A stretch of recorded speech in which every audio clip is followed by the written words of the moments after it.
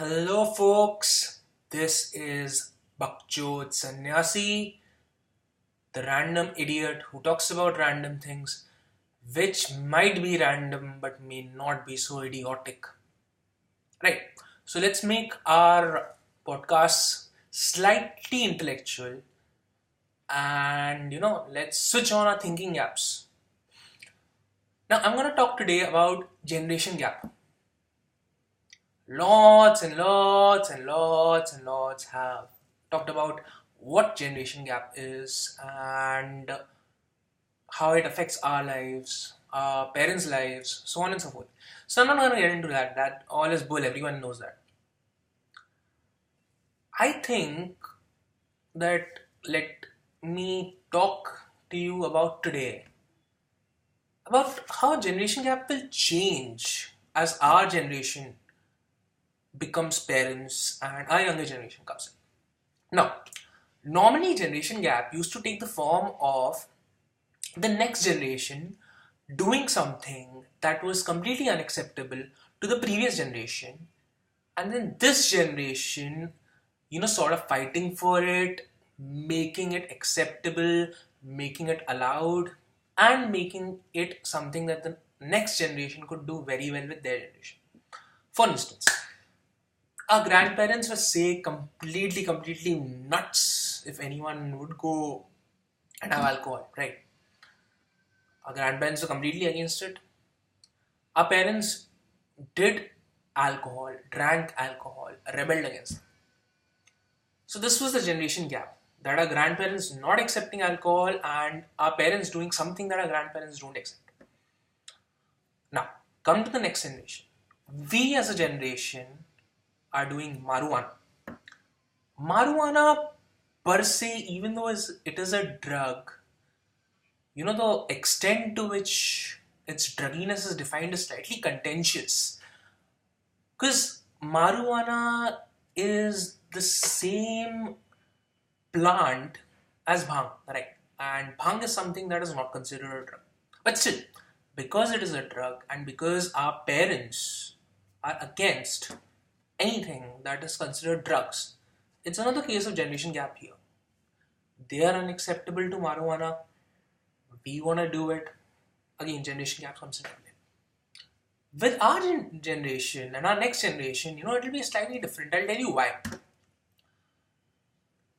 First of all, for one generation to not allow something and the next generation to do it, there should be something left not to be allowed.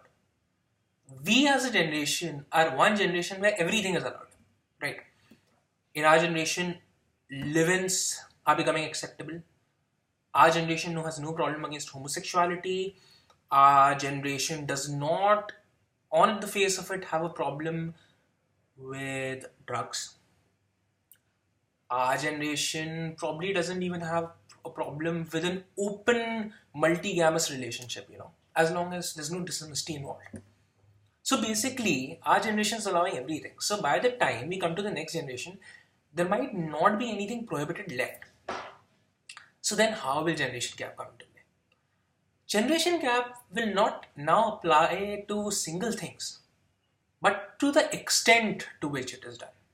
For instance, now with our previous generation, our previous generation had the problem with us that, we were not supposed to touch drugs.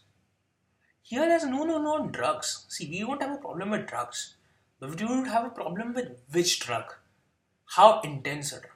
Understand? So a typical conversation between me and my kid will be something on those lines. That, son, I don't have a problem with you smoking weed, but please don't do LSD. Alright? LSD is not where you go, weed is allowed. I don't have a problem with you doing coke. Do not step into heroin. I don't have a problem with you,